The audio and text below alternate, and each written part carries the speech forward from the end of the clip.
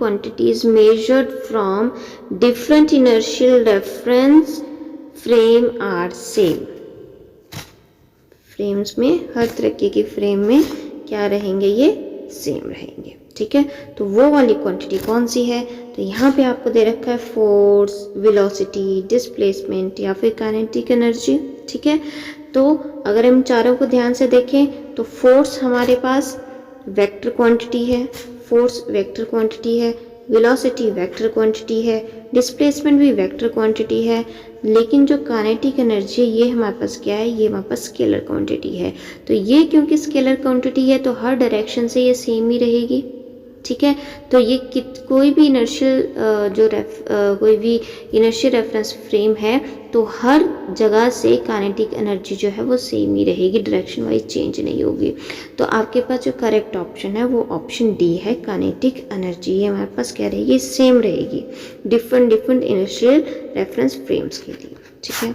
Next question है हमारे पास that if the units of the mass length and time are double, m l t को आपने क्या कर दिया, डबल कर दिया, ठीक है। तो unit of the angular momentum will be क्या होगा, डबल होगा, ट्रिपलेट होगा, क्वाड्रपल्ड होगा या 8 times of the original value होगा, ठीक है। तो सबसे पहले तो हम एंगुलर मोमेंटम का हम डायमेंशन फार्मूला देख लेते हैं। एंगुलर मोमेंटम का डायमेंशन फार्मूला आपके पास क्या निकलता है, तो वो है आपके पास m1 l2 t-1, राइट। ये हमारा क्या है, डायमेंशन फार्मूला है एंगुलर मोमेंटम का। अब उन्होंने बोला है कि इन तीनों को डबल कर दो, m को भी, l को भी, t को भी। अगर सबको डबल कर देंगे तो आपके पास क्या आ जाएगा, m की जगह 2m आ जाएगा, l की जगह 4l स्क्वायर आ जाएगा, ठीक है। और t इनवर्स है तो ये आपके पास नीचे चला जाएगा तो 2t आ जाएगा। तो अगर हम इसको कैंसिल करते हैं तो आपके पास क्या आ गया, आपके पास आ जाता है 4m1 l2 t-1, यानी कि क्या हो गया, ये क्वाड्रपल हो गया। कितना हो गया, क्वाड्रपल। तो आपका जो सही ऑप्शन है वो ऑप्शन सी है। नेक्स्ट क्वेश्चन, हमारा नेक्स्ट क्वेश्चन है the dimensions of the specific resistance in terms of charge Q is. Specific resistance के डायमेंशंस निकालने हैं लेकिन फॉर्मूले में चार्ज आना चाहिए, ठीक है।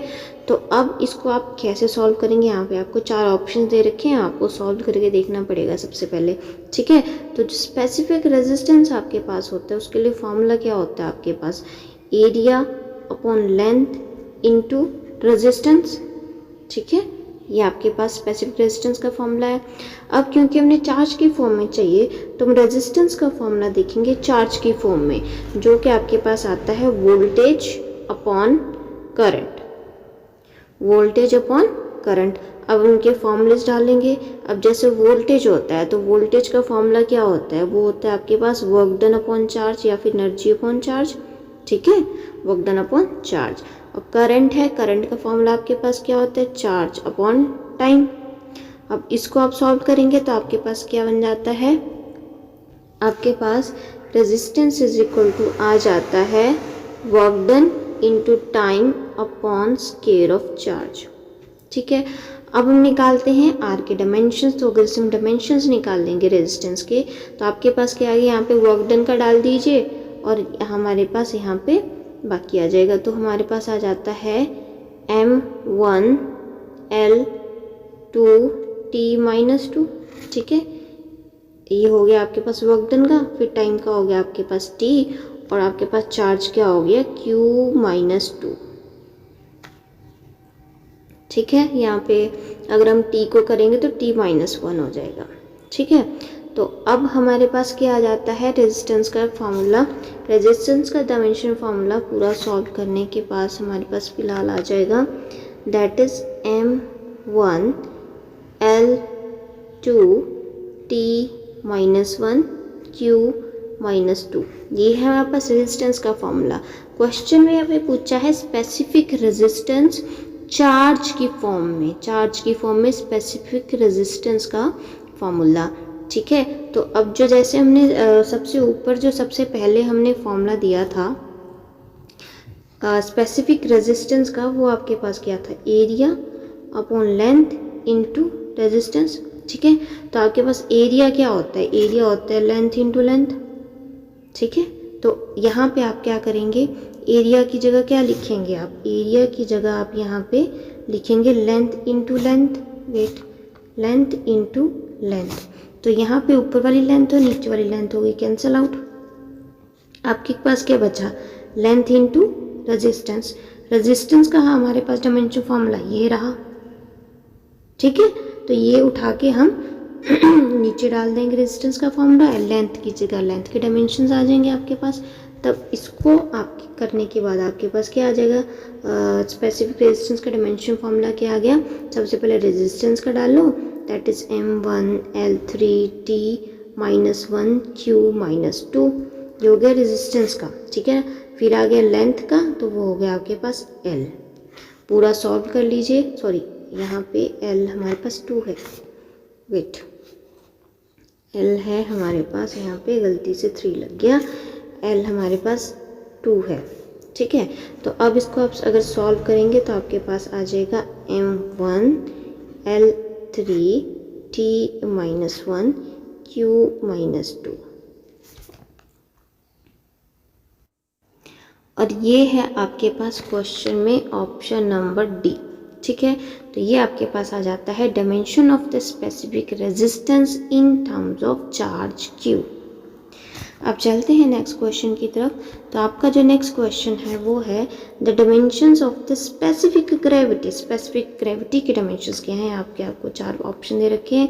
देखिए इसमें बहुत ही सिंपल है, जो स्पेसिफिक ग्रेविटी है वो क्या डायमेंशन लेस है। ये क्या है आपके पास, डायमेंशन लेस है। डायमेंशन लेस है तो मतलब इसमें कोई डायमेंशंस है ही नहीं, तो इसका जो करेक्ट ऑप्शन होगा M0 L0 T0 होगा। ठीक है, अब देखते हैं हम नेक्स्ट क्वेश्चन को। नेक्स्ट क्वेश्चन में हमें दे रखा है कि the dimensions of the ratio of the angular momentum to the linear momentum. Angular momentum upon linear momentum के लिए डायमेंशंस पूछे हुए हैं। तो सिंपल सी बात है, अगर एंगुलर मोमेंटम का फॉर्मूला लीनियर मोमेंटम के फॉर्मूले को लिख के डिवाइड करेंगे तो हमारे पास क्या बचता है, सिर्फ डिस्टेंस बचता है। तो डिस्टेंस है, डिस्टेंस का मतलब क्या होगा, आपके पास क्या आएगा, सिर्फ L1 आएगा, बाकी M भी 0 होगा, T भी 0 होगा। ठीक है, तो इसका जो करेक्ट आपके पास आंसर आया वो कहाँ है, वो है ऑप्शन आपका जो डी है, that is correct. Next question है आपका that the unit of surface tension is SI system is. SI system में सरफेस टेंशन की यूनिट बहुत ही सिंपल है आपके पास। अभी हमने एक पीछे क्वेश्चन आया था जिसमें डायमेंशन फॉर्मूलास पूछे हुए थे, वहाँ पे भी हमने डिस्कस किया था। तो सरफेस टेंशन आपके पास क्या आता है, फोर्स अपॉन लेंथ होता है। Surface tension force upon length, force की होती है यूनिट, लेंथ की होगी मीटर, तो न्यूटन पर मीटर। क्या है आपके पास, न्यूटन पर मीटर, जो कि करेक्ट आंसर है आपके पास ऑप्शन बी में। ठीक है, अब आ रहा है नेक्स्ट क्वेश्चन। नेक्स्ट क्वेश्चन में आपको पूछा है 1 पॉइस इज इक्वल टू, किसके बराबर होता है। ये आपके पास यहाँ पे 4 ऑप्शन दे रखे हैं। ठीक है, तो अब ज़रा हम इसको ध्यान से देखते हैं। तो यहाँ पे जो आपको 1 पॉइस दे रखा है, क्या है ये 1 पॉइस, ये आपकी किसकी यूनिट है, ये आपकी विस्कोसिटी की यूनिट है। किसमें, CGS सिस्टम में। ठीक है, तो 1 पॉइस क्या है आपके पास, विस्कोसिटी की CGS सिस्टम की यूनिट है। तो जो कि आपके पास क्या आती है, वो है आपके पास ग्राम पर सेंटीमीटर पर सेकेंड।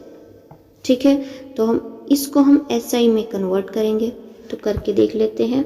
ठीक है, तो 1 पॉइस इज इक्वल टू 1 ग्राम पर सेंटीमीटर पर सेकेंड। अब इसको हम SI में कन्वर्ट करेंगे, यानी कि ग्राम को हम किलोग्राम में, सेंटीमीटर को मीटर में और सेकंड को तो सेकंड में रहने देंगे।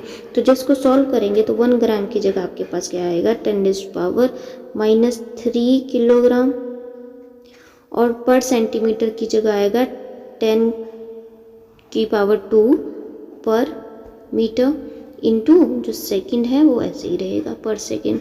इसको पूरा सॉल्व करके देख लेंगे तो आपके पास क्या आएगा आंसर, पूरा सॉल्व करने के बाद आपके पास 0.1 kg पर मीटर पर सेकंड आएगा। ठीक है, इसको थोड़ा रीअरेंज कर लेंगे हम यूनिट को। ठीक है, तो आपके पास क्या आ गया 0.1 newton second per metre square, जो कि आपके पास कौन से वाला ऑप्शन है यहाँ पे, जो आपके पास सही आंसर है that is option B. Option है आपके पास B, that is 0.1 newton second per metre square. Thank you very much. आपका हमारे चैनल को सब्सक्राइब करना हमें मोटिवेट बनाए रखता है, इसलिए please subscribe my channel him genius.